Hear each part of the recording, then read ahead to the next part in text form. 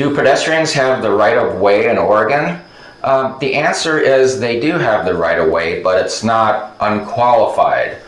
I know that in Toronto, Canada, it's very pro-pedestrian. For example, in Toronto, Canada, a pedestrian can point to the ground in front of a car and that car has to immediately stop. In Oregon, a pedestrian has a right of way, certainly at crosswalks, if the light is in their favor, at intersections where there's stop signs. If the pedestrian approaches first, then they have the right of way. The car has to give way. If a car is going through an intersection and a pedestrian approaches the car, of course, the person has to allow the car to go because they have the right of way.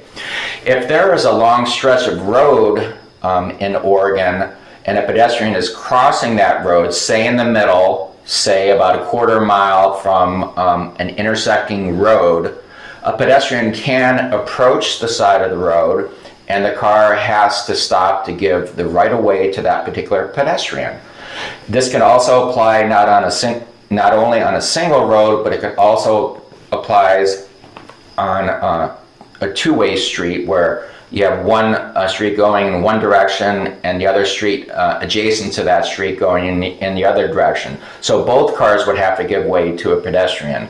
Now, a pedestrian can cross the road if there's a pedestrian aisle in the middle of a road, say on a two-way stretch of roadway. If the pedestrian can get to that island safely and both cars stop, the other cars also have to stop in the other direction.